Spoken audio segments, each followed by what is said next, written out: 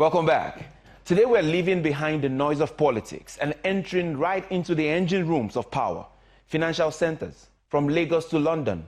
These are the spaces where decisions about trade, technology, and data shape the future of entire nations. Our focus, how these finance centers determine Nigeria's future and whether we have what it takes to compete globally in an age of AI, big data, and the rapidly evolving technology. Joining me is a leading voice in this space, a data and AI leader and board member of the Data Lab Scotland. He brings a global perspective to the technology and finance intersections. My guest today is none other than the British Nigerian, Mr. Abo Abel. You're welcome to the program. Thank you for having me, Shina. It's really good to see you again. Yes, I mean, it's good to have you back. It had to be you because you play in the spheres of, from financial sector, aviation, defense. You're virtually in those very major spaces. And then you're very big when it comes to data and AI, both in the UK, in Nigeria, Africa, globally, basically. So let's take it to the people. We want the people to understand what we are really talking about. So let's start from the big picture. What role will international financial centers like, London, New York, Dubai, what role will they play in shaping the future of countries like Nigeria? That's where we're starting today. I mean, thank you so much. Really good to have you, and thanks for this, having the opportunity to talk about this. Financial centers play a major role. These cities that you just called, these are global cities. London is a global city. New York is a global city as well. And even Dubai, these are striving cities as well. And for us, obviously, in Nigeria, we've got a very unique opportunity where we've got a major city, a mega city called Lagos. And I think that for Lagos State to really get to that uprising, we've got to learn a thing or two from these major cities as well.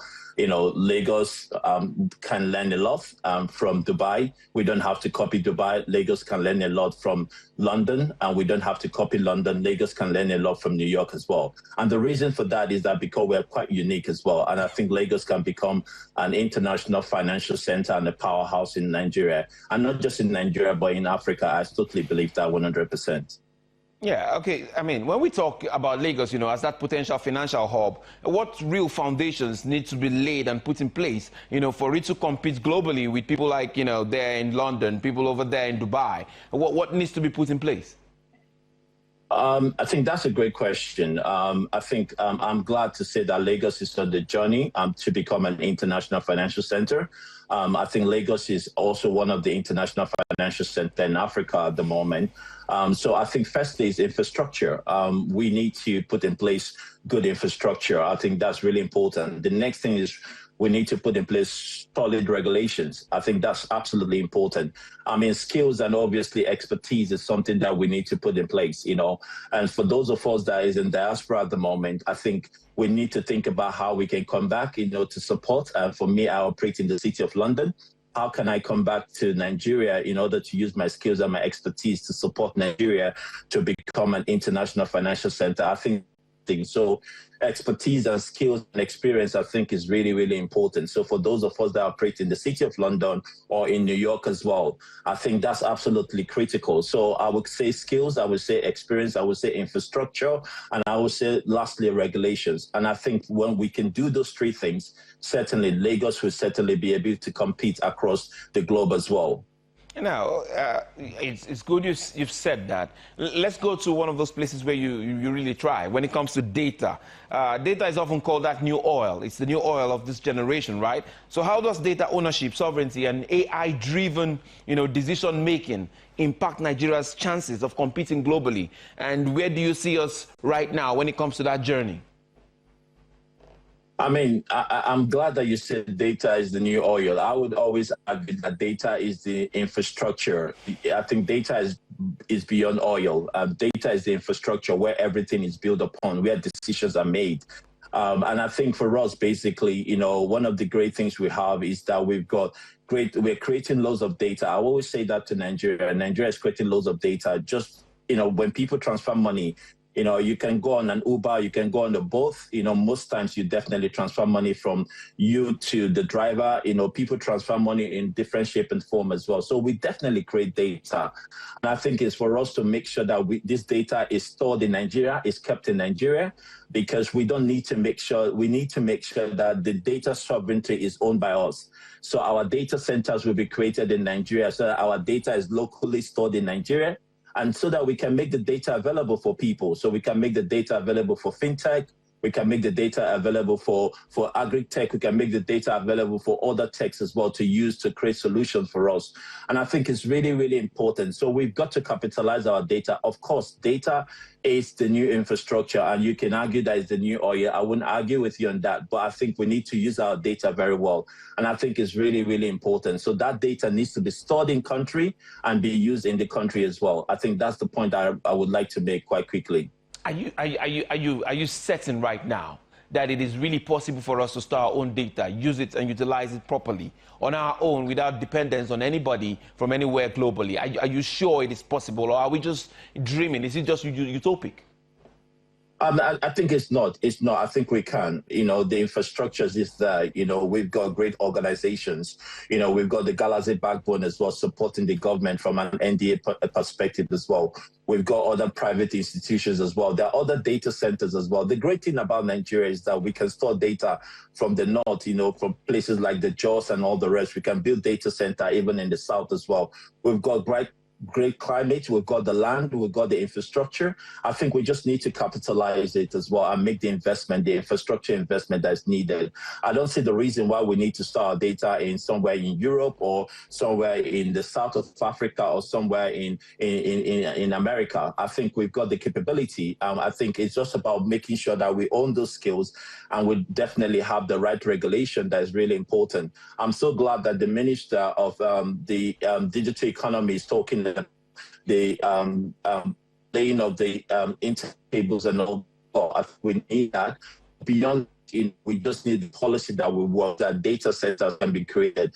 I'm in the UK at the moment. In the UK at the moment, one of the strategies that the UK government is deploying is what we call growth zones. And in those growth zones, they can create data centers as well. So up in Scotland, in the middle of England, and even the south of England as well. So I think we need to do that for ourselves. I think that's really important. All right. Fintechs in Lagos are booming, you know, basically Paystack, Flutterwaves, and all the others. The question then becomes, in the same way we're talking data, is there a possibility for these startups, you know, to really push into the same league as the things we're seeing, you know, over there in London, Singapore, and all the rest? Is there really that possibility for these, you know, upcoming businesses, the startups, to really push further to get to that height? You really think it's viable? It is. I think it's viable. Like I mentioned initially with you, if we can get the infrastructure right, if we can get the regulation right, if we can get the talent right as well, we can compete with any of those global centers, not just global centers, but also international centers. I think one of the things that I've done and also is to show also well. I think for me, when I look at for the fintech and then more current on 111, we can do better. You know, we can do better with the African as well. And all the sector is great coming into Nigeria, but we don't need to really on our auras. We need what we can have.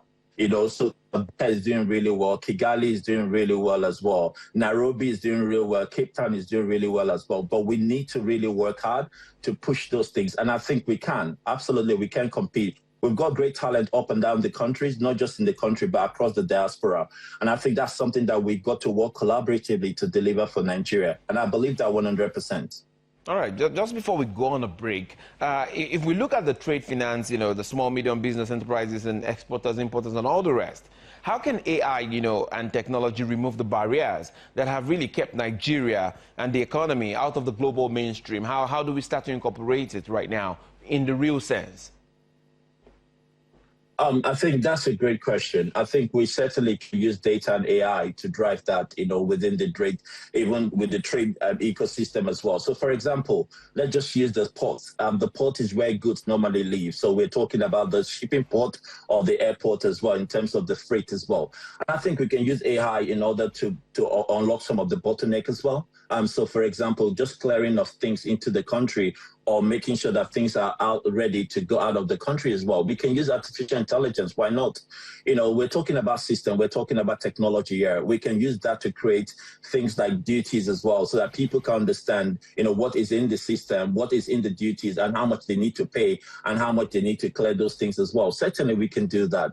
And I so much believe in that. So, for example, most countries right now are using e-customs, and I don't see the reason why we're not going to be using e-customs in our port as well. Even, for example, let's just use airline at the moment. So now I saw that the minister is using the e-gate as well. And credit to that. Why not? We should have e-gate in all our international airports, right? And e-gate is all obviously an interaction between data and technology as well. And I think these things can definitely reduce the bottleneck so that people can come into the country easily and people can live easily as well. And not just people, but also goods and services. And I think that's something that we need to embrace. So we need to embrace using data, using technology, but fundamentally we've got to look for ways to use artificial intelligence. I think that's absolutely critical. Just in 30 seconds.